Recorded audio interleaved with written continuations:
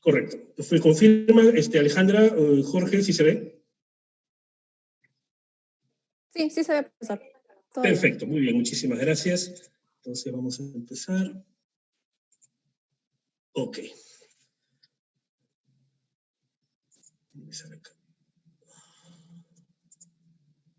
Bien. Llegar al 2021, les decía, con estos 200 años, con una situación de pandemia, en realidad es bastante complejo.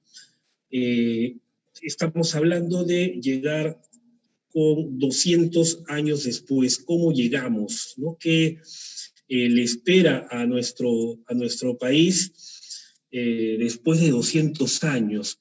¿Qué ha sucedido? ¿Cómo ha atravesado el Perú a lo largo de la historia económica mundial esta situación?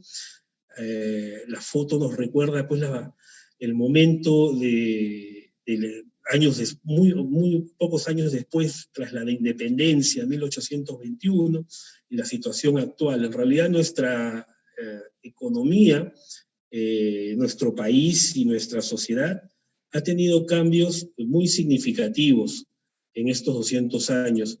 Y es importante darnos cuenta de aprender de esa historia, de lo que ha sucedido, y tratar de tomar conciencia que esos errores no se repitan, y qué es lo que realmente queremos de cara al futuro, como ciudadanos, como profesionales, como economistas.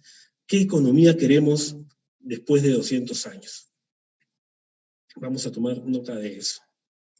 Aquí estamos. En primer lugar, vean ustedes que cuando el Perú nace como república independiente, 1821, teníamos solo 1,5 millones de habitantes, ¿no? Para un país tan vasto, tener 1,5 millones de habitantes, pues era una población muy pequeña. No siempre fue así. Revisaba datos de los historiadores, ¿no? De cuánto de población teníamos antes, y en realidad buena parte de la población peruana fue diezmada, ¿no? Durante los primeros 100 años, diríamos, del virreinato del Perú. Según las cifras de algunos historiadores, el imperio de los incas, con la llegada de los españoles, tenía aproximadamente 3 millones de habitantes, y durante las guerras de conquista se perdió más o menos quedó solo con 500.000 personas. Hacia 1650 habían 500.000 habitantes en el Perú, y después poco a poco empezó a ir aumentando esa cifra, a partir de 1650, 1700, y llegamos a 1821 con 1,5 millones. No se reporta una reducción significativa durante las guerras de independencia, fueron relativamente rápidas, y poco a poco vean cómo en los primeros 100 años la población se triplica, y pasamos de 1,5 millones en 1821 a 4,5 millones aproximadamente en 1921. Pero es en esta segunda centuria, en estos últimos 100 años, en que la población se ha multiplicado por 7.5, ¿no? Y hemos empezado realmente a poblar nuestro país. Claro, lo ideal es poblar y desarrollar. Eso de aumentar la población es importante porque necesitamos tener presencia en todo nuestro país, pero también de hacerlo de una manera desarrollada, y ahí es donde la historia nos muestra y nos da un conjunto de lecciones importantes para no volver a repetir.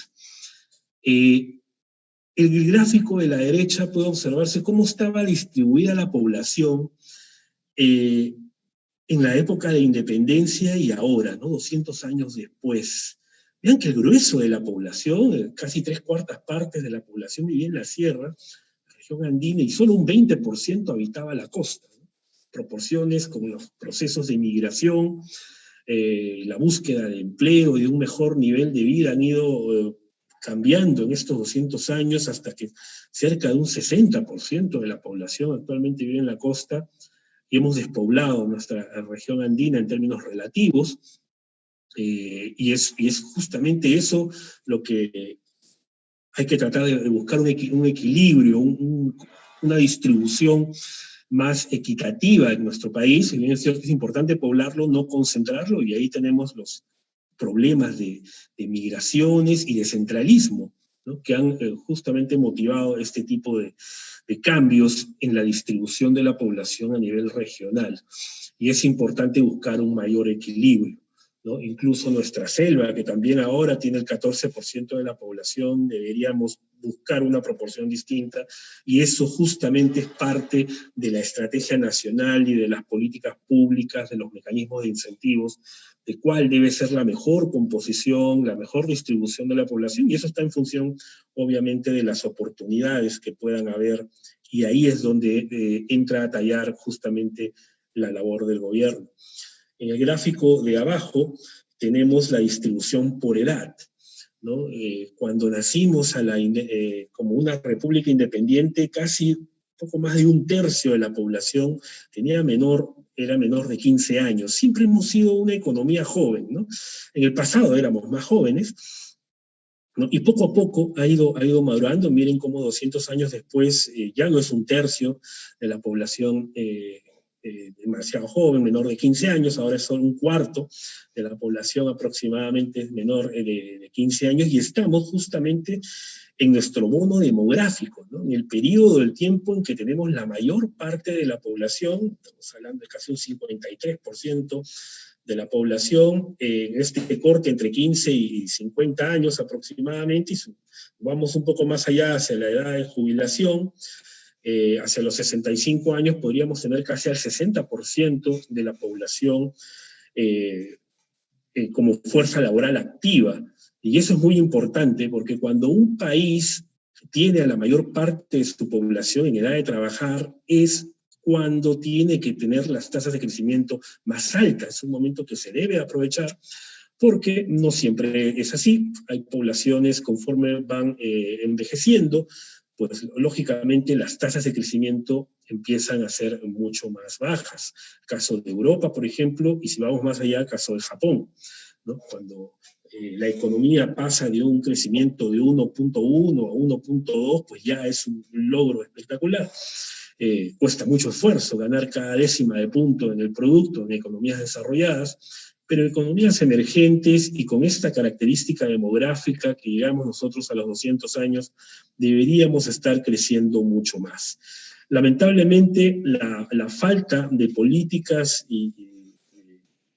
políticas vinculadas a cambios estructurales de segunda generación han explicado que esa tasa de crecimiento haya sido decreciente en los últimos años y tengamos que conformarnos con un 3%, que para nada juega con una población mayoritariamente joven, ¿no? La edad promedio en el Perú está entre 27 y 28 años, ¿no? Solo Ecuador tiene una edad promedio más joven. En realidad somos una de las economías más jóvenes de América Latina, la mayor parte de la población está en edad de trabajar, así que tasas de 3% no son para nada aceptables. Deberíamos estar hablando de niveles mucho más elevados, 6-7% para una economía como la peruana.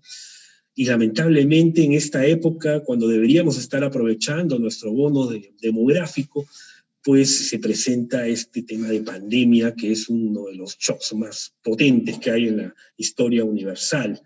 Va a pasar a la historia como ese golpe tan duro que recibió el mundo, tal vez el más duro desde la Segunda Guerra Mundial. La población 2020, estimada por el INEGI, estamos alrededor de los 33 millones de peruanos, 1,7 millones de peruanos viven en el exterior, y es por eso que las remesas han sido crecientes en los últimos años, y hemos recibido también cerca de 1 millón de inmigrantes, el grueso de ellos principalmente en los últimos 3 años, como sabemos, provenientes de Venezuela. Vamos a pasar a la siguiente. Aquí está. Este es nuestro ciclo económico de 200 años, ¿no? Y gracias a los datos que ha compilado y estructurado el profesor Bruno Seminario, una serie de largo plazo, la verdad que es impresionante. Les recomiendo a todos que vean esta información que está libre, disponible en la página web. Empezamos el año 1821 con una caída del PBI de 25%. Bueno, es comprensible porque lógicamente se produjo una guerra de independencia, los factores productivos estaban dañados, la fuerza laboral también, obviamente el contexto no era como para hacer inversiones, la economía cuando hay guerra pues se contrae de manera importante, pero nos pudimos recuperar relativamente rápido, como puede observarse, entre 1820 y 1850, gracias al boom del azúcar, ¿no? Los recursos naturales siempre han estado del lado del Perú. El gran tema con los recursos naturales es que tenemos que ponernos de acuerdo como sociedad, como país, como estudiantes de economía, donde hay tantos temas para poder desarrollar casos y tesis. ¿Qué hacer con nuestros recursos naturales? ¿Cómo debemos explotarlos? ¿Cuáles son los mecanismos ambientales, políticos, sociales en el cual deberían enmarcarse ese desarrollo para que el país los aproveche mejor? Nuestra historia económica es un conjunto de oportunidades que lamentablemente han sucedido, ha habido un boom, ha habido un éxito, pero no se han podido desarrollar del todo, no hemos dado el siguiente paso, ¿no? Salvo algunos casos particulares, ¿no? Como el caso del algodón, allá por entre 1900 y 1930, que condujo también a, perdón, que condujo también a la generación de fábricas textiles, ¿no? Que muchas de ellas hasta ahora perduran, ¿no? Luego tuvimos hacia 1850, bueno, la economía empieza a modernizarse con el surgimiento de los bancos, ¿no? Un conjunto de bancos, y eso genera a su vez algo más de confianza, financiamiento, inversión privada, viene el boom del guano, el famoso contrato de Dreyfus, lo conocemos por la historia, hasta en la Guerra del Pacífico, que pues, es un shock muy potente y nos hace retroceder 33% al año siguiente de la declaración de guerra, esto es en 1880. ¿No? Luego hay una volatilidad muy fuerte en la actividad económica en los siguientes 15 años, producto de inestabilidad política, se sucede un presidente, otro presidente, la típica del Perú, ¿no? En que la política no se pone de acuerdo en el bien del país y cada uno vela por sus propios intereses, así que este tipo de situaciones no es nueva. Lamentablemente, 200 años después, es uno de los sectores donde lamentablemente no hemos avanzado mucho, y es muy importante avanzar en ello, porque el entorno político lo da la visión de país y permite que las sociedades avancen en el tiempo de manera ordenada, ¿no? La época dorada fue esta época entre 1900 y hasta 1900, antes de la crisis del 29, ¿no? Los dorados años 20, donde está el boom del algodón, las fábricas textiles, la era de los ferrocarriles, la economía presenta un periodo de crecimiento bastante sostenido y largo. La crisis del 29 es una situación sistémica, muy parecida a la actual con la pandemia del coronavirus, y obviamente afecta a todo el mundo y termina por hacernos retroceder un 10% en el año 30. Después la economía lógicamente se recupera. Vean que después de una gran caída, bueno, salvo la guerra de independencia, pero después de la guerra con Chile, la economía rebota fuertemente. Después de la crisis del 29, la economía rebota. Así que el próximo año, nuestro bicentenario, esperamos celebrarlo con un rebote también, ¿no? Por lo menos en términos de... lo importante es hacer que ese rebote sea fuerte, sea consistente, ¿no? Vamos a tratar de explorar algunos factores al respecto después. Luego tenemos, después por los años 40 y 50, el boom del caucho, que también generó un proceso de crecimiento relativamente sostenido para el Perú, y gobiernos que en realidad, en buena medida, esta época de los años 50 y 60 es donde se construye buena parte de la sociedad que vemos hoy en día, ¿no? Y sobre todo en obras de infraestructura.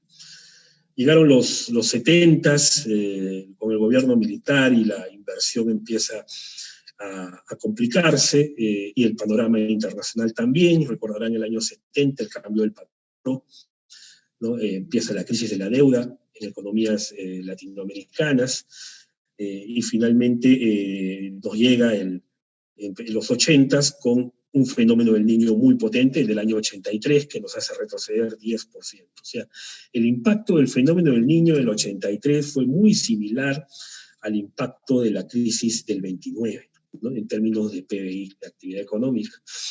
Pero nos recuperamos muy poco tiempo después y otra vez tuvimos una caída más potente aún, bueno, por un proceso de crisis económica, hiperinflación, que nos hizo retroceder mucho, no solo en términos de actividad, sino también en términos sociales, en términos de pobreza, que vamos a ver más adelante.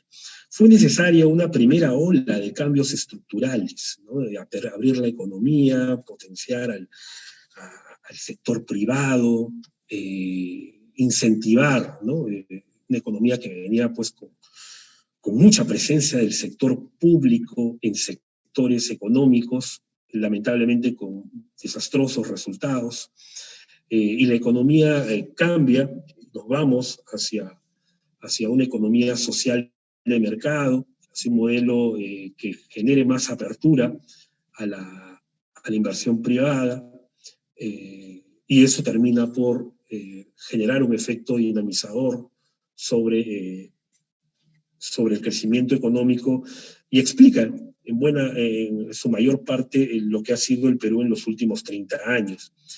Sin embargo, esa era solo una primera etapa, no era el proceso completo.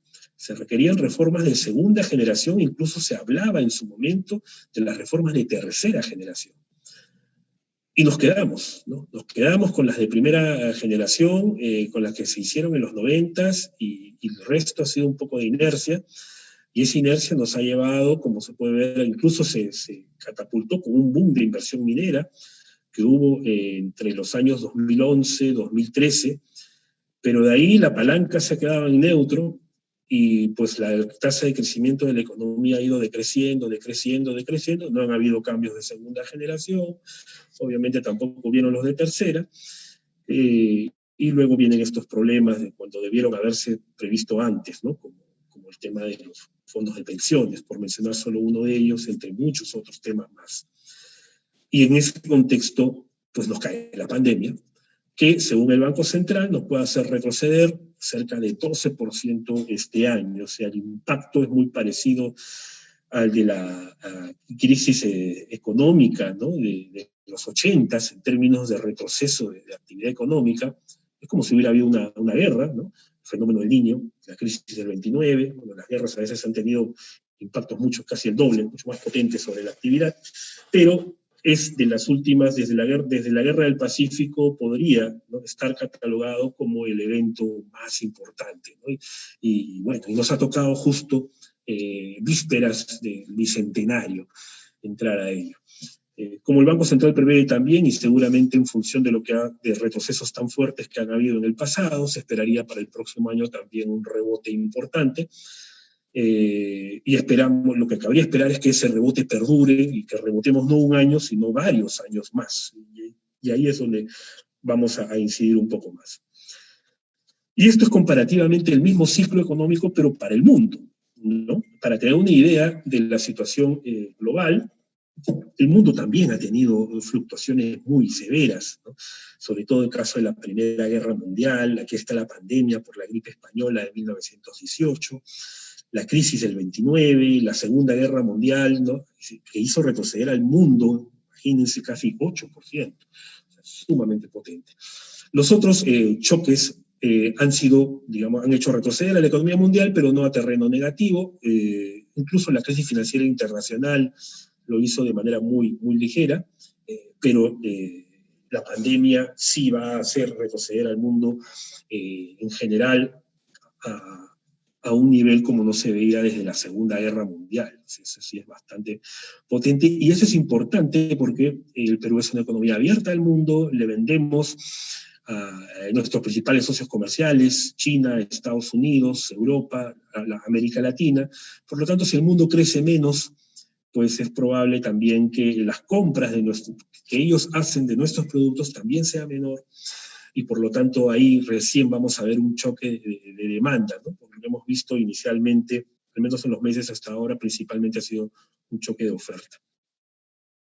vamos a retroceder desde el punto de vista de variación de la actividad económica cerca de 75 años que no se veía un golpe tan fuerte. Y aquí viene un poco, después de haber revisado, ¿no?, un poco así de una manera bastante somera, que han sido en la historia del ciclo económico peruano y mundial los últimos 200 años, es importante que nos planteemos, bueno, ya llegamos a los 200 años, y de aquí en adelante, ¿qué país queremos? Esto creo que es un tema que es gravitante. A veces uno se deja llevar por los temas de corto plazo, por la coyuntura, que sí, es importante, pero estamos vísperas de fiestas patrias.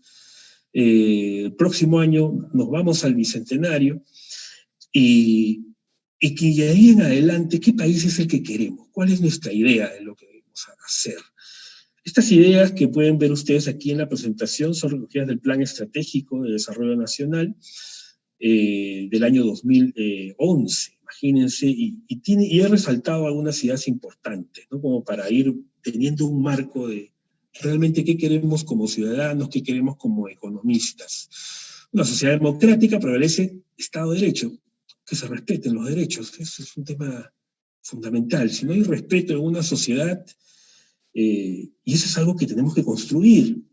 ¿Por qué? Porque en el Perú, pues es verdad, cada persona hace lo que quiere hasta que, como dicen, hasta que le hacen el padre. No estamos acostumbrados a respetar, ¿no? Y lo hemos visto inicialmente, incluso cuando el gobierno anunciaba, ¿no?, en las primeras semanas, quédate en casa, mucha gente no se quedaba, la gente salía, seguían jugando partidos de fútbol, reuniéndose con los amigos. O sea, nos cuesta mucho hacer caso. Tal vez otras sociedades, ¿no? El primer país que controló la pandemia fue Nueva Zelanda. Conversaba con gente en Nueva Zelanda, me decían, bueno, es que aquí la gente hace caso, ¿no?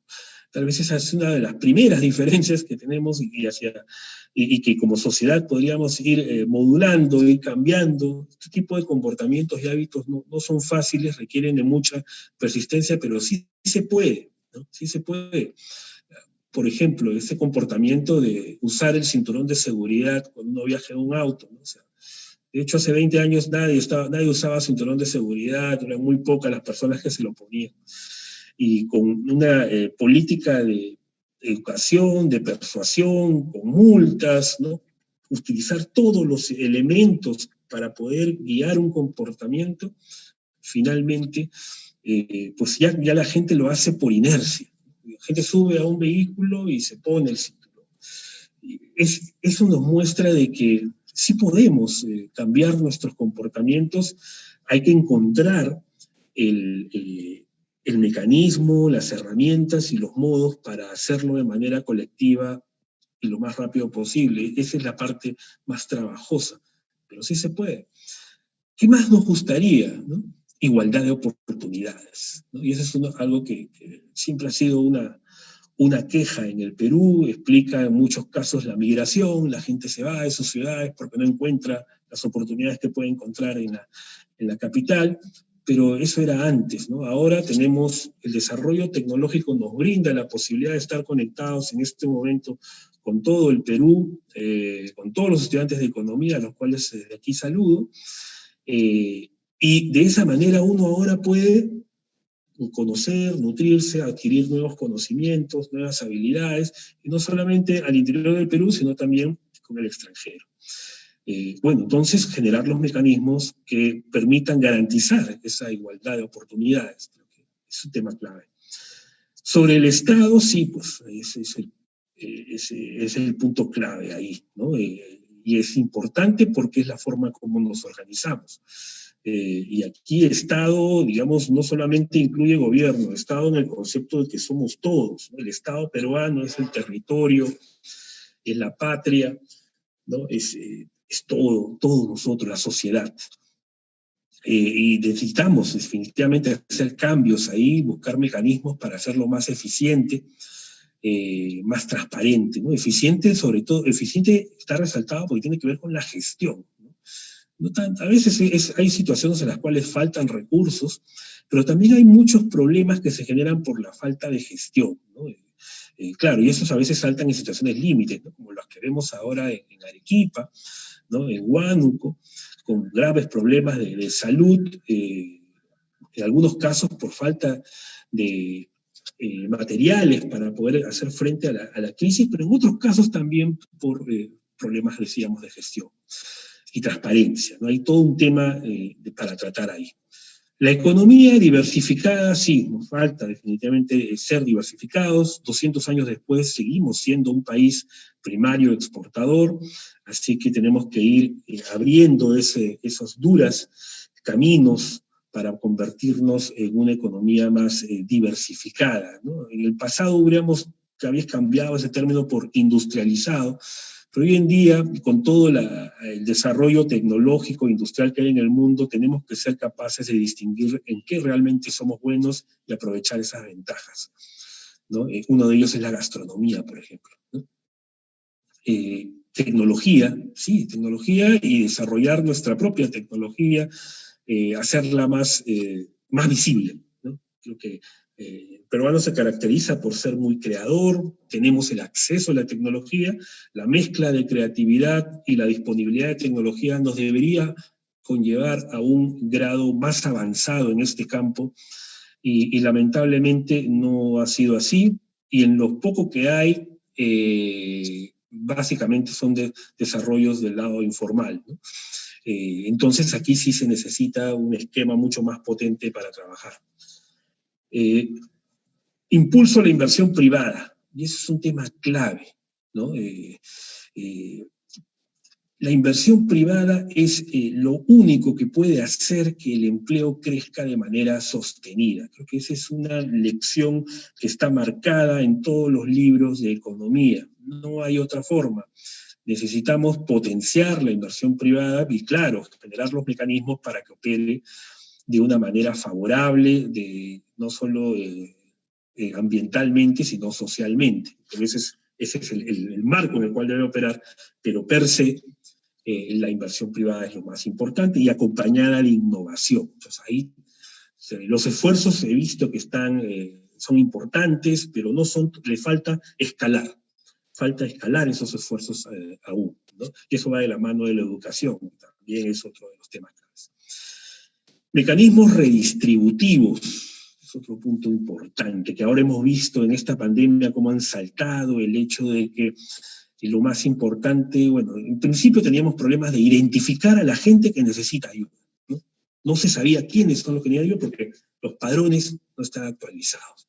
Entonces, partiendo del punto uno, es que si no se tiene claro a qué personas poder apoyar, pues imagínate cómo los vas a apoyar. Y el segundo es, ¿dónde? ¿Cómo los apoyas, ¿no? O sea, si no todos tienen una cuenta bancaria, necesidad de tener esos mecanismos, ¿no? Entonces, la necesidad de una bancarización, de la inclusión financiera, han sido más visibles en esta coyuntura. Y bueno, sobre los recursos naturales hay todo un tema en los cuales pues, lo más importante ahí es abrir un espacio para ponernos de acuerdo. Finalmente la decisión va a depender de nosotros como sociedad. Los recursos son espectaculares, la envidia de cualquier otro país. Tenemos que ponernos de acuerdo todos, ¿no? La sociedad en su conjunto, las comunidades, ¿no? El gobierno, los profesionales, de cuáles son los lineamientos bajo los cuales se pueden explotar los recursos naturales en el Perú, y eso y siempre de manera sostenible y en beneficio de la mayoría.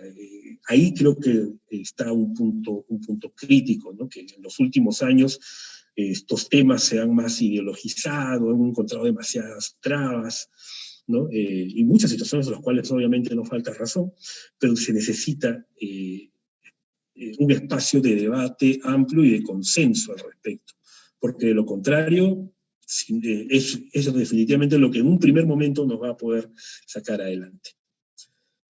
Para todo ello, yo creo que uno de los primeros grandes pasos, los retos que debemos tomar como sociedad, como economía, para alcanzar esas ideas que se mencionan en ese plan de bicentenario, es la transformación de la organización, ¿no?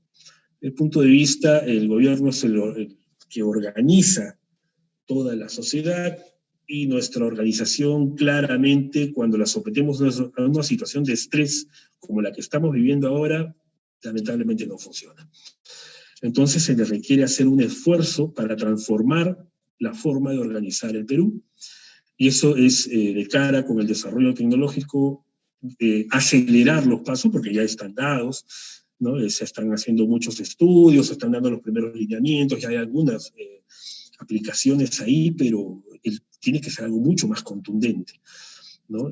Partiendo de la arquitectura tecnológica, ¿no? Necesitamos contar con hubs, ciudades que sean hubs, con todos los servidores y con una sola plataforma digital para que sobre esa sola plataforma todo el resto de información, transacciones, trámites administrativos fluya, ¿no?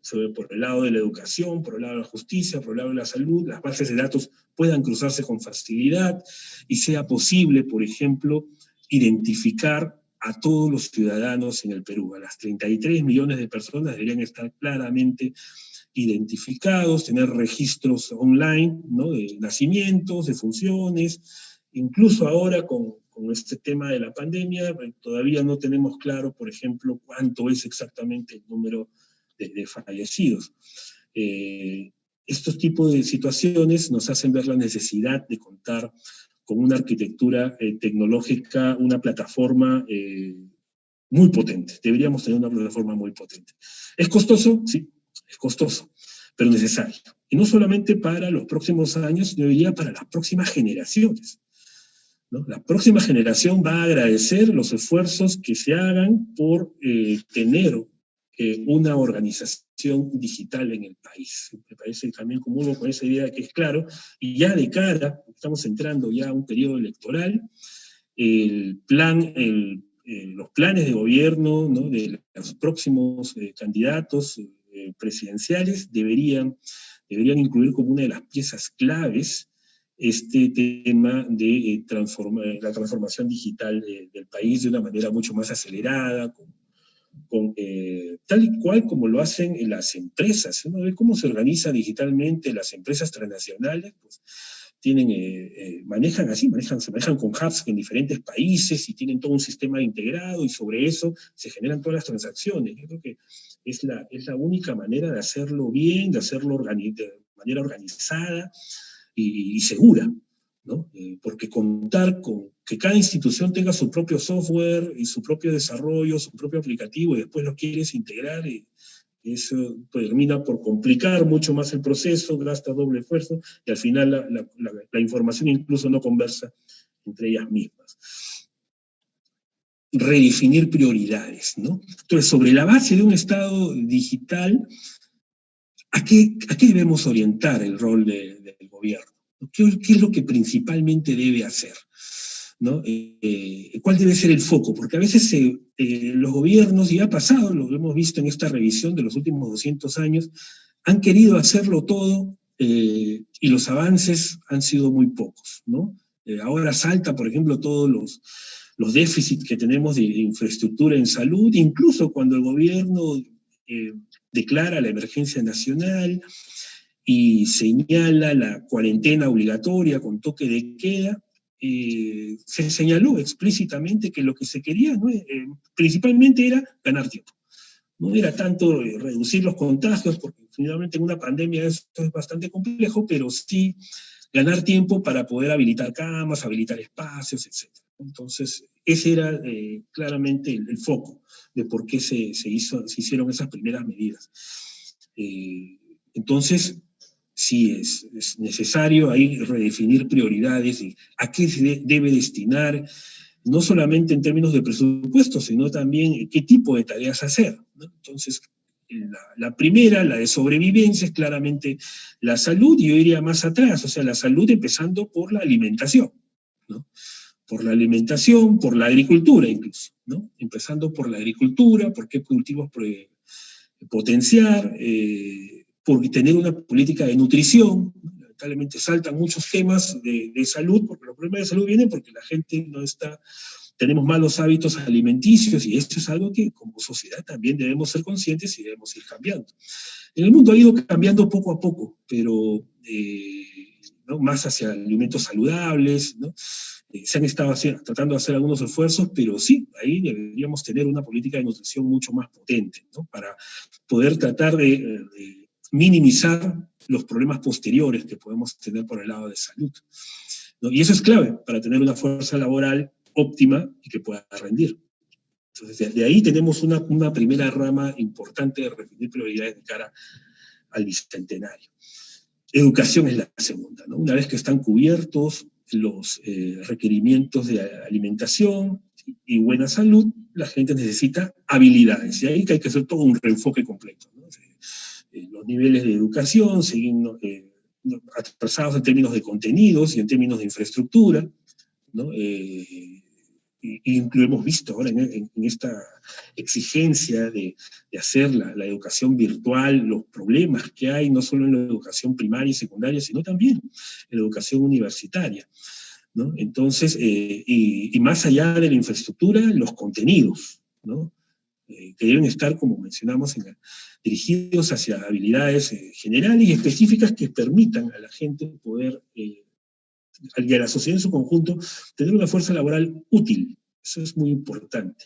Y aquí una anécdota. Yo recuerdo hace algunos años estábamos en un evento del Banco Central, en el Cusco, reunidos con funcionarios de bancos centrales de todo el mundo en realidad. Había una cena, y en ello se estaba hablando, ¿no?, de cuáles eran las grandes ventajas de los países, y obviamente el Perú hablaba de las ventajas turísticas, ¿no? Machu Picchu, ¿no? Sacamos pecho por nuestras riquezas naturales, nuestro potencial turístico y gastronómico. Al costado se encontraba el representante del Banco Central de Chile, y le hicieron la pregunta, ¿no? ¿Y qué es lo mejor, ¿no? Pues Perú tiene, ¿no?, gastronomía, recursos naturales, tiene turismo, y Chile. Y me sorprendió la respuesta, porque dije, ¿en qué momento el Perú podrá decir lo mismo, ¿no? Dijo, Chile tiene la fuerza laboral mejor preparada de América Latina. Y eso es importante desde el punto de vista de desarrollo social, desarrollo humano, ¿no? ¿En qué momento el Perú podrá decir que tiene la fuerza laboral más preparada de América Latina?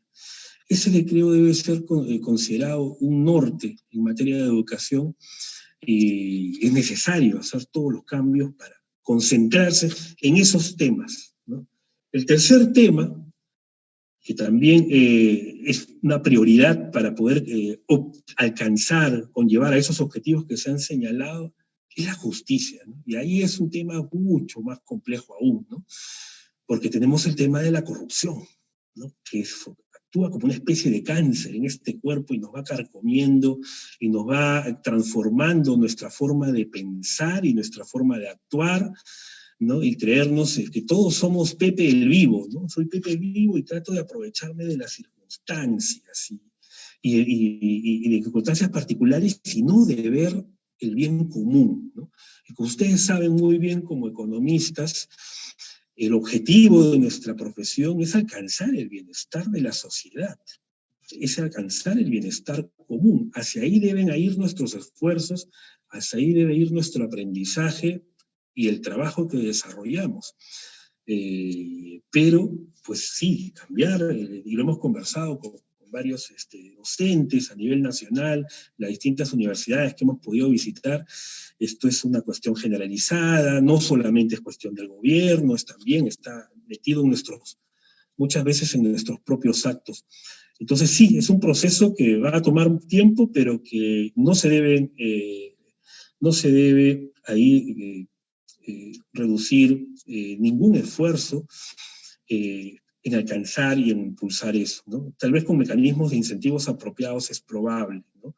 Si no, veamos sociedades asiáticas, ¿no?, que sí, son más drásticos, pero los resultados son mejores.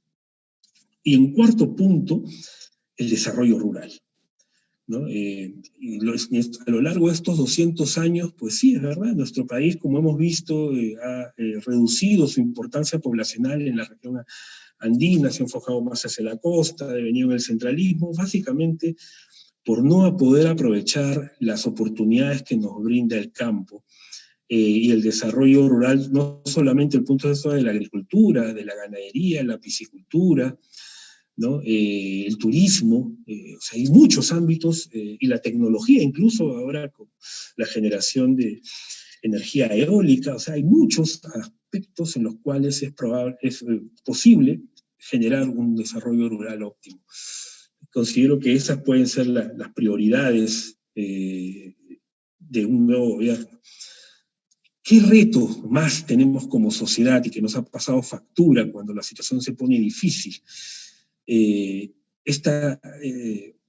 Ser una economía moderna, pero también la informalidad, ¿no? La modernidad no ha alcanzado a todo el país, hay una parte de la economía que es moderna, pero eso es bueno, es positivo, pero se requiere ampliarlo, pero choca con una economía informal, donde la gente pues quiere trabajar, pero incluso sin contratos, donde no se tiene claro, ¿no? Por ejemplo, para ayudar a las empresas, claro, a las empresas que tienen RUC, pero ¿y las empresas que no tienen RUC? ¿Cómo se les ayuda? ¿Cómo se les ubica? ¿No? Y ahí salta la informalidad a nivel empresarial, a nivel de mercados de trabajo, ¿no? Y a nivel comercial, sobre todo. Y en situaciones críticas, pues es difícil poder canalizar una ayuda ahí.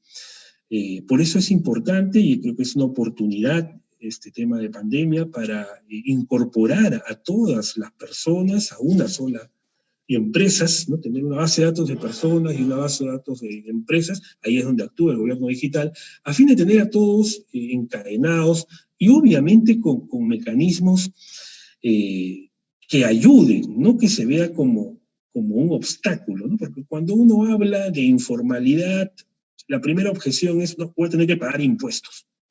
Olvidémonos de que ser formal implica pagar impuestos, incluso que no se les cobre impuestos. Estaría bien, más bien que se les ayude, ¿no? O sea, lo importante, desde un punto de vista, o sea, el problema es tan álgido que lo importante aquí no es cobrar impuestos, eso va a venir después, va a venir por añadidura, ¿sí? Por una situación lógica. Lo importante aquí es identificar a las personas y a las empresas para poder brindar una ayuda, no solamente desde el punto de vista financiero, sino desde el punto de vista tecnológico, de capacitación, tenerlos registrados todos. Solo identificando se puede generar los mecanismos para poder orientar, y no como ahora, que no se sabe en qué están, si están bien, si están mal, y obviamente eso genera un malestar social muy, muy grande, dada el tamaño que tiene la informalidad en el Perú hoy. O sea que el criterio de informalidad, bajo este punto de vista, debería ser totalmente distinto, ¿no? Debería ser ver la manera de identificar y poder ayudar a todos los agentes económicos que están en ese sector. Ya lo hemos tocado inicialmente este tema. ¿Qué hacemos con nuestras riquezas? ¿Cómo nos ponemos de acuerdo? Miren nuestra torta de ventas. Esta es toda nuestra oferta exportable. Este es el país que somos. 63% de todas nuestras ventas son mineras. Somos un país minero, querrámoslo o no, y tenemos que actuar en consecuencia. Un producto, solo un producto, que es el cobre, representa el 30% de nuestras ventas, ¿no? Eso es importante. Entonces tenemos que aprovechar esa situación para después ir hacia la diversificación y obviamente tratar de que esta torta se muestre en el tiempo de manera más equitativa, pero hoy en día está dominada por la minería, ¿no? La energía, los hidrocarburos un 7%, la industria un 10%, y la agroexportación, que felizmente ha seguido creciendo incluso en tiempos de pandemia, son los pocos sectores que ha seguido creciendo, está poco a poco ganando cada vez un mayor pedazo de la torta y debería seguirlo haciendo, porque es una manera de diversificar, y la pesca. ¿Y cuáles son nuestros principales socios comerciales? ¿A quién le vendemos? China es nuestro principal socio comercial, y esa es una Eso es importante tenerlo en cuenta porque China, como sabemos, ha tenido una recuperación bastante rápida en la pandemia, no solamente por el lado de la producción industrial, también por el lado de la demanda. Por lo tanto, si la economía de China, que es una de las pocas economías que incluso el Fondo Monetario considera que no va a caer en recesión, va a tener un crecimiento bajo, cerca entre 1 y 2%, pero es uno de los pocos países que va a crecer en el 2020, China, pues con crecimiento, pues va a permitirnos comprar más de nuestros productos. Estados Unidos sí va a estar afectado, que es un 20%, está más complicado. Europa, que con el último aprobación del paquete de ayuda económica va a tener un impulso importante, lo cual debería beneficiar a los países europeos y por tanto beneficiar al Perú, porque compran nuestros productos en una proporción de 14%, y el resto es la Alianza del Pacífico y otros países de América Latina está concentrado un poco el otro cuarto. ¿Okay? Un punto interesante, dado que la mayor parte de nuestra torta es minería, es qué hacer con nuestros recursos mineros. Ese tal vez es el punto más crítico, ¿no? Y lo tenemos en una cantidad exorbitante. Solamente lo identificado, ¿no? Los recursos identificados hasta ahora, porque si uno sigue excavando puede encontrar más. La inversión pendiente en minería, ¿no? Concentrada, por ejemplo, en Minas Conga, ¿no? En Tía María, y entre muchos otros proyectos, por mencionar solo los más importantes, alcanza 57.000 millones de dólares. Estamos hablando de casi un 30% del producto, ¿no? 28% exactamente del Producto Bruto Interno. Es muy potente, pero tenemos que ponernos de acuerdo. Entonces, ojalá que tras la pandemia hay que formar todo un escenario en el cual, como les decía, por eso creo que es muy importante abrir ese espacio para el debate de qué hacer con nuestras riquezas. Por ponerlos un caso, solo en Cajamarca, con los proyectos mineros que están identificados actualmente, si se llegaran a desarrollar, equivaldrían a 4 veces el PBI de toda la región Cajamarca, solo con los proyectos mineros identificados, ¿no? Pudiéndose identificar muchos más, como les decía, si es que aumenta la exploración. Por eso que es gravitante, o sea, el día que nos pongamos de acuerdo de qué hacer, el salto va a ser potente, pero tenemos que ir trabajando poco a poco, es un trabajo paciente, pero tenemos que tratar de hacer ese esfuerzo por ponernos de acuerdo en nuestras riquezas.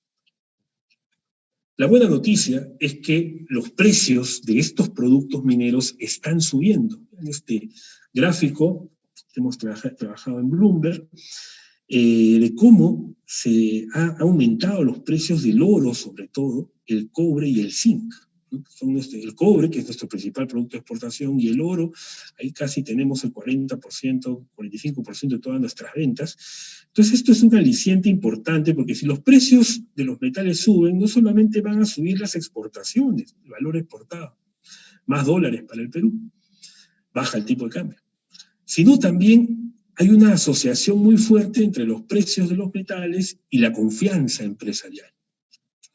Entonces los precios de los metales mejoran, la confianza empresarial mejora, y al mejorar la confianza, mejora la inversión privada.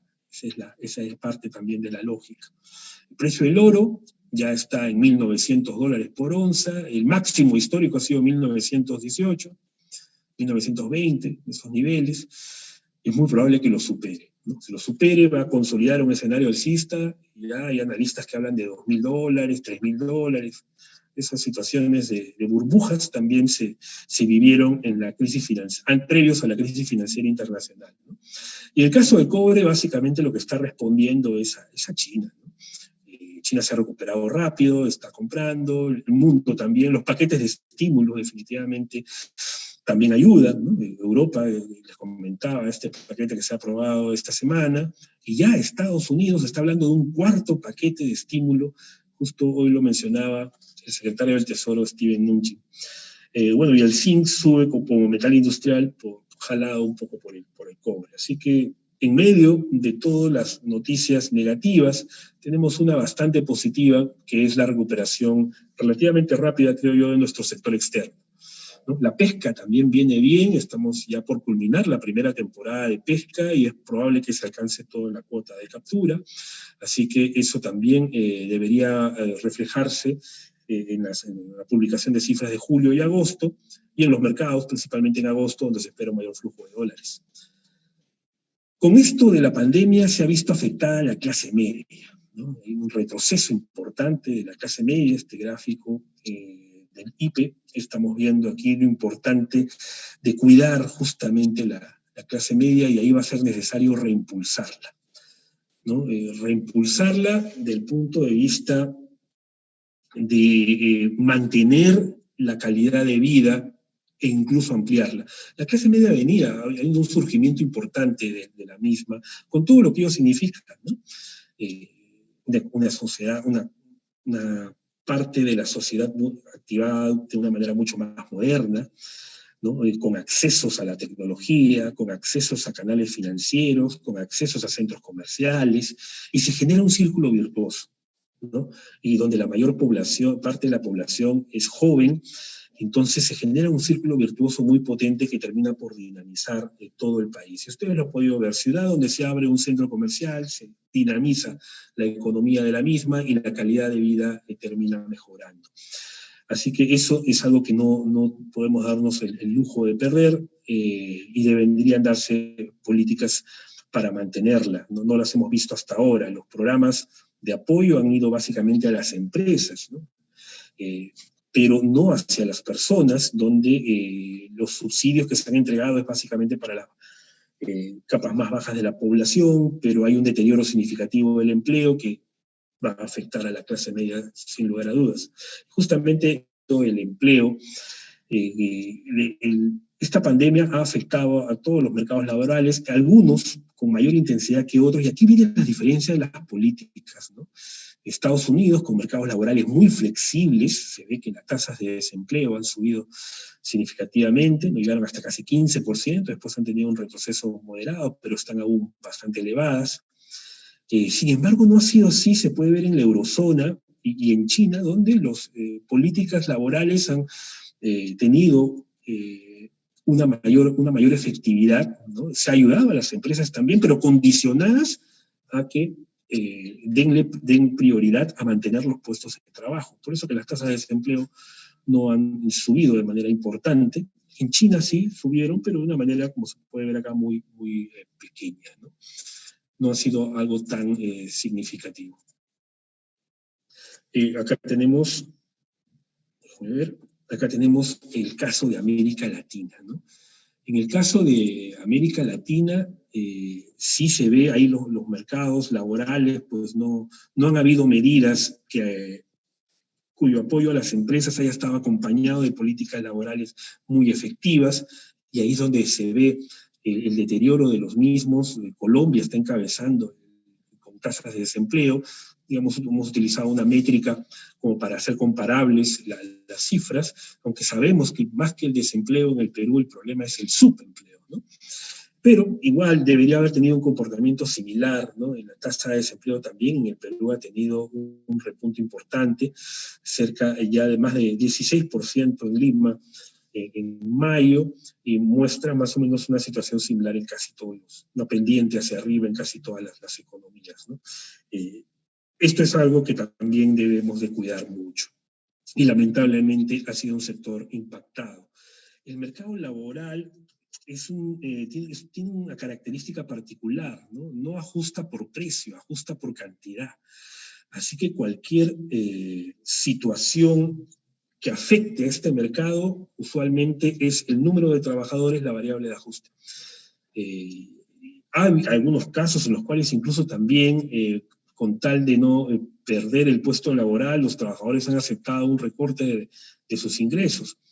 Pero, y la teoría lo considera así también, en el mediano o largo plazo no es sostenible, la gente no va a tener la motivación, la productividad va a bajar, y por lo tanto no es sostenible una política de recorte de ingresos. Por eso es que usualmente el ajuste se hace por cantidad, por el número de trabajadores.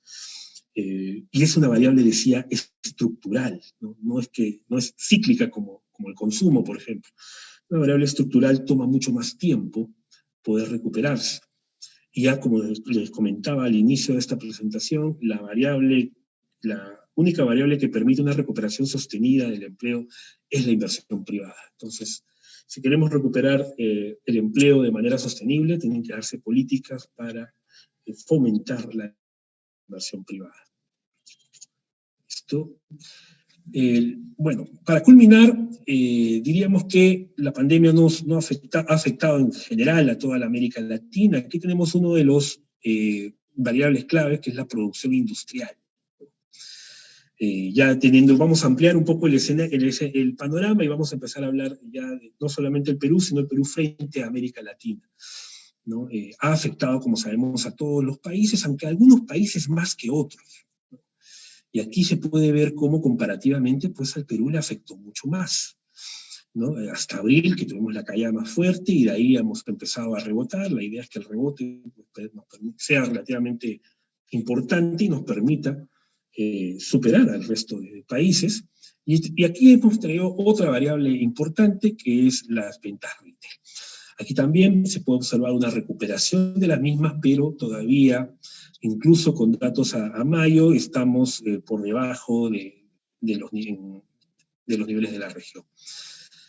Estas dos variables son claves, son importantes, forman parte de las 5 variables, ¿no?, que nos permiten catalogar una recesión, ¿no? Como ustedes saben, la recesión tiene 2 definiciones, ¿no? Una, que está contenida en el Manual de Cuentas Nacionales del Fondo Monetario, que nos señala de que es recesión cuando la actividad económica medida por el PBI cae 2 trimestres consecutivos.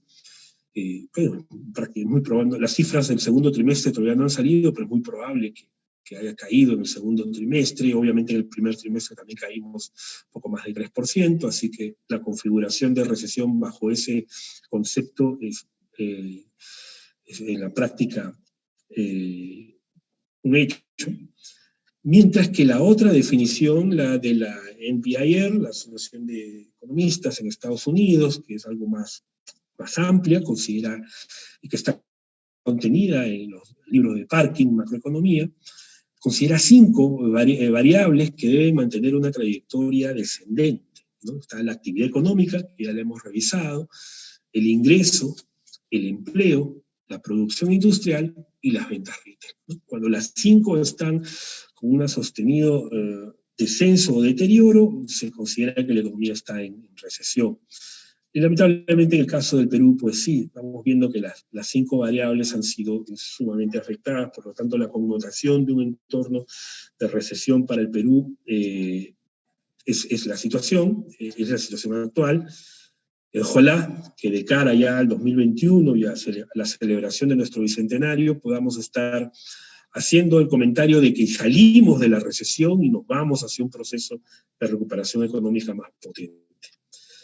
El nivel de pobreza también ha sufrido un deterioro y ya tiene que ver con los retos sociales que estaban planteados en este seminario virtual.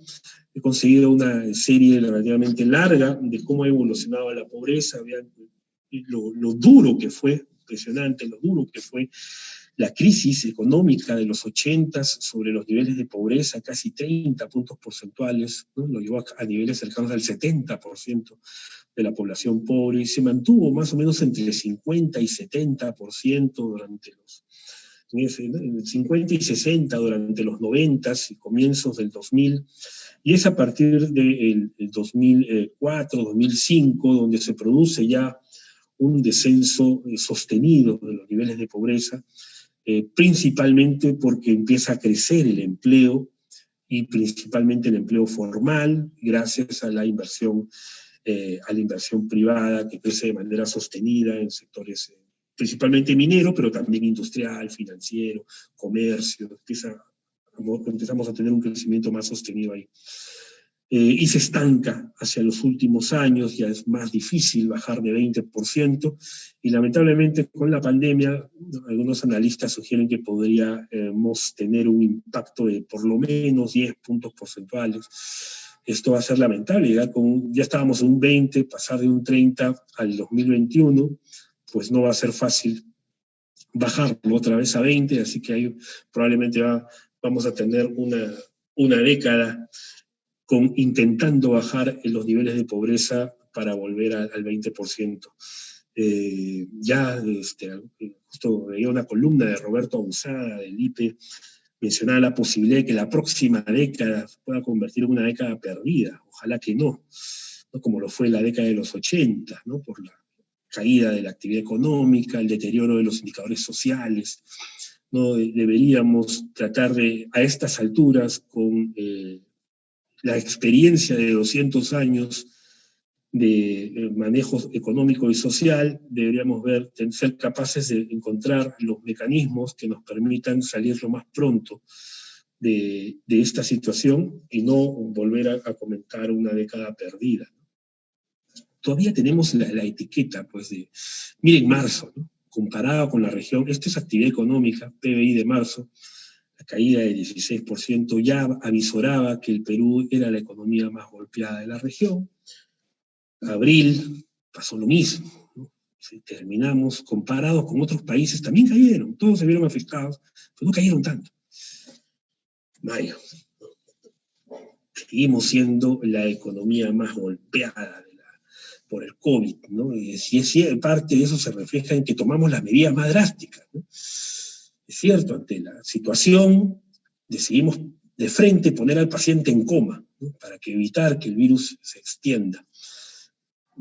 Pero no solamente lo pusimos en coma, sino que extendimos la coma, ¿no? Hemos tenido cerca de 107 días en cuarentena, y pues estamos saliendo del coma, y obviamente ha dejado a este cuerpo económico bastante maltrecho, y comparado con la situación de otras economías, sí, pues en realidad una situación bastante complicada. Lo importante es que ya estamos saliendo, ¿no? Ya la caída ya fue, seguramente los números que se publiquen en agosto, que son el segundo trimestre, van a mostrar el daño, pero hasta a hoy, 24 de julio, lo importante es que ya estamos en proceso de salida, la economía se está reabriendo, ¿no? Los indicadores de electricidad, transporte, nos muestran ya una recuperación, ¿no? Uso de tarjetas de crédito, los centros comerciales que ya están aperturando, los restaurantes también, aunque, claro, no va a ser tan rápido como para llegar al nivel pre-COVID, ¿no? Al nivel de febrero. Por eso que la recuperación, más que una vena entilabial, parece tener la forma de una raíz cuadrada. Es la forma más de una raíz cuadrada, donde hay un primer jalón de rebote, ¿no? Que estamos viendo actualmente, pero después va a ser más costoso alcanzar el nivel previo, ¿no? Llegaremos, pero más en un plazo más extendido en el tiempo, ¿no? Porque lo que vamos a ver ya son los choques de demanda. Aquí están los niveles de reapertura económica, ¿no? En mayo estábamos en un 67% de operatividad, bueno, ligeramente por debajo de lo que el gobierno esperaba. A estas alturas debemos estar cerca del 80%, ojalá, y poder acercarnos al 90% en julio. Probablemente estemos algo por debajo, no creo que tan rápido la economía, al menos no es la sensación inicial. Vamos a estar seguramente recuperándonos, pero a un ritmo por debajo de las proyecciones oficiales. Tenemos las herramientas para poder hacerlo, eso es importante, ¿no? Fondos hay. El tamaño de las medidas fiscales y de apoyo económico en general, el paquete de estímulo, alcanza el 17% del producto del Perú. Eso es algo que otras economías no tienen, ¿no? ¿Y por qué podemos tener un paquete de 17% del producto? Pues gracias a 30 años de disciplina fiscal. Este es el resultado de la primera ola de reformas estructurales. ¿Qué hubiera sido si hubiéramos implementado la segunda y la tercera ola? Estaríamos compitiendo con Italia y con Alemania, ¿no? ¿Y qué decir? Compitiendo ya con Alemania, ¿no? O sea, países a los cuales ya no solamente dan créditos, sino que capitalizan a sus propias empresas, ¿no? El gobierno entra temporalmente como accionista en cada una de las empresas y a partir de ahí las dinamiza. Eso sería lo ideal, ¿no? Alemania está haciendo mucho eso, obviamente la mayor parte de la barra es créditos, capitalizaciones y plan de garantías, ¿no? Nosotros también hemos implementado plan de garantías, como plan de reactiva y los FAE MIPE, FAE Turismo, FAE Agro, y las medidas propiamente que son fiscales, que es más gasto público, transferencias, subsidios, es la barra naranja, ¿no? Por otro lado, entonces, estamos haciendo uso de una espalda fiscal potente, ¿no? Útil en estos casos. Pero después va a ser necesario volver a construir esas espaldas, ¿no? No es que siempre vayan a estar ahí.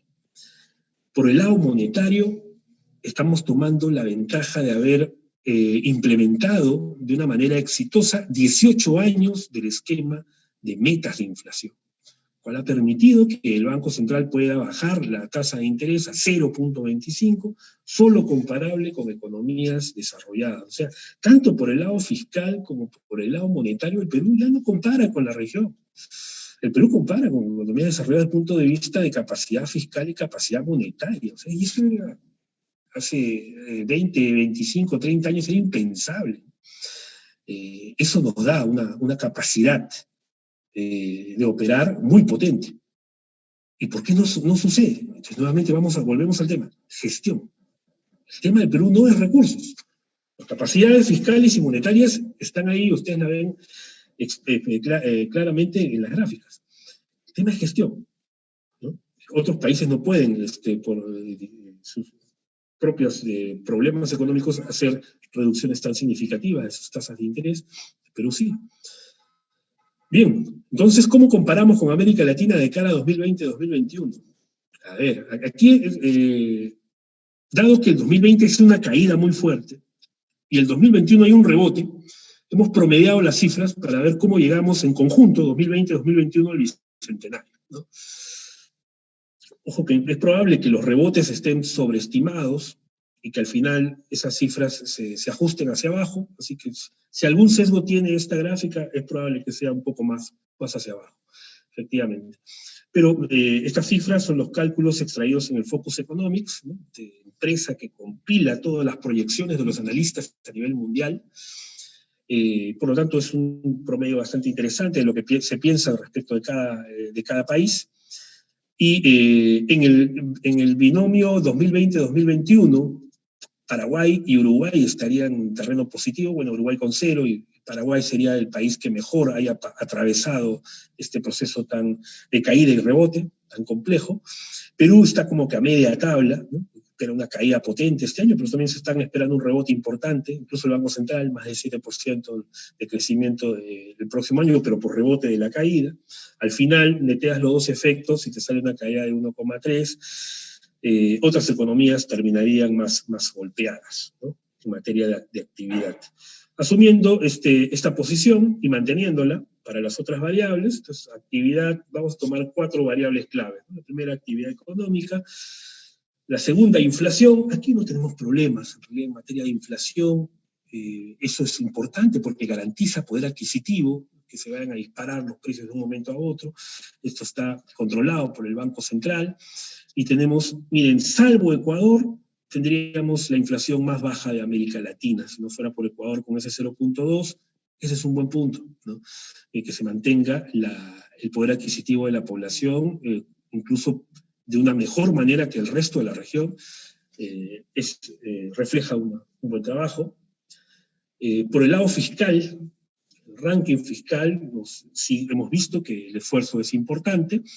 Tenemos un 7% combinado, promedio, de déficit fiscal para ambos años, casi en promedio con la región, diríamos, ¿no? Chile está por ahí, 7,8, Colombia con 6, más o menos estamos ahí. El caso más crítico aquí es Brasil, con 11, bueno, Venezuela ni qué decir, con 20, es el caso más complejo ahí en la región, ¿no? Y finalmente, la brecha externa, ¿no? Aquí también diría que estamos bastante moderados, ¿no? Esta es la única crisis que hemos visto, las crisis recientes, porque usualmente las crisis en el Perú terminan o vienen por el lado de la brecha externa, ¿no? Terminan golpeando la balanza de pagos y terminan disparando el tipo de cambio. Esta vez no, esta vez la brecha externa, medida por el déficit en la cuenta corriente de la balanza de pagos, está bastante controlada, ¿no? Miren, 1,5 para los 2 años en promedio, Por lo tanto, eso también es una buena ancla para cualquier subida del tipo de cambio, pues es especulativa, no es sostenible, ancla muy bien ahí el tipo de cambio. Y en general, salvo Bolivia y Colombia, digamos que tienen brechas externas más altas, lo cual hace difícil que se puedan financiar, ¿no? Van a necesitar más apoyo de los organismos multilaterales. En el caso del Perú no. Y esto explica también por qué los inversionistas extranjeros pues, no han salido del Perú o no han reducido sus tenencias, sus inversiones en el Perú, principalmente en bonos soberanos, las mantienen. La tenencia de bonos soberanos en el Perú está por encima del 50%. Y no hemos visto durante este periodo de pandemia algún movimiento inusual por ese lado. Entonces, parte de eso se refleja en estos 4 indicadores claves para medir la fortaleza económica, ¿no? La actividad, la inflación y las 2 grandes brechas, fiscal y externa. Aquí tenemos para complementar un poco otra figura para ver las fortalezas macro, cómo compara el Perú. Esto ya es principalmente un poco cómo venía el Perú en los últimos 17 años, ¿no? Del 2001 al 2018, en materia de PBI, veníamos creciendo 5% en promedio. Por eso les digo que el 3% no nos consuela, deberíamos estar por encima del 5%, bajo nivel de deuda pública, bajo nivel de inflación, alto nivel de reservas internacionales. O sea, por el lado de la capacidad macroeconómica no hay mayor objeción en términos generales, ¿no? Es básicamente el tema es gestión, ¿no? Los recursos están, pero no los sabemos utilizar bien. Finalmente, ¿no? A manera de reflexión, pues les quiero dejar con este cuadro de clasificación de riesgo, ¿no? Que refleja eso, ¿no? Refleja cómo nos ven de fuera, que dan un buen check al Perú por esas fortalezas que tiene. Pero las dudas vienen por la capacidad, nuevamente, ¿no? Vean como que Perú está, pues, segundo, solo detrás de Chile, ¿no? Chile tiene a más, ¿no? Cuando están de color rojo es porque tienen un panorama negativo, de color gris es porque tienen un panorama estable, y de color verde es porque tienen un panorama positivo. Pues hoy en día no hay ninguno, lógicamente, que tenga panorama positivo. Vean cómo han evolucionado solo desde diciembre hasta la fecha de estas clasificaciones, ¿no? Chile le bajaron su panorama, pero mantiene su rating, ¿no? Está en A+, pero con panorama negativo. Quiere decir que si la situación se deteriora, la próxima revisión le pueden bajar un peldaño, estaría igual, estaría en A, ¿no? Todavía estaría encima de Perú, de A+, sigue A. Perú está en BBB+, esto es según los ratings de S&P, con perspectiva estable, ¿no? Puede verse que los casos de Perú, Uruguay y Paraguay son los únicos que durante la pandemia se han mantenido intactos, sin cambios. Son los 3 que se han mantenido sin cambios, ¿no? Y siendo Perú, como hemos visto, la economía más golpeada de la región, las fortalezas económicas nos han permitido que mantengamos, ni siquiera nos han cambiado el panorama, mantengamos nuestra clasificación, ¿no? Estamos en la zona de grado de inversión, ¿no? Otro ya es el panorama. México, por ejemplo, ¿no? México, que todavía está en grado de inversión, mantiene un panorama negativo, y ya algunas clasificadoras han advertido que podría haber un downgrade, podría haber una caída, bajaría el nivel de Colombia, un BBB-, y potencialmente podría perder su grado de inversión. México y Colombia aquí están con revisiones también hacia abajo. Y claro, Ecuador, Argentina y Venezuela ya son selective default, no pagan sus deudas, por lo tanto va a ser para ellos más difícil recuperarse, sobre todo cuando salgan a los mercados financieros a tratar de obtener financiamiento con este tipo de notas. El Perú ya desde varios años tiene el grado de inversión, y eso es importante, lo hemos sabido mantener. Como país, digamos que este es un check importante que nos dan desde el punto de vista financiero, pero nos falta ampliar ese mismo concepto a otros ámbitos de la sociedad, incluso a nosotros como profesionales, ¿no? Si nuestro país es grado de inversión, pues se supone que sus habitantes también tienen que actuar como si fueran grado de inversión, es decir, ser ciudadanos que aporten, que contribuyan, ¿no? A su sociedad y al mundo, y para eso estar rankeados a nivel mundial, a nivel internacional. Y eso es lo que también les invoco a ustedes, ya, digamos, aterrizando esta presentación, incluso de un punto de vista ya personal, ¿no?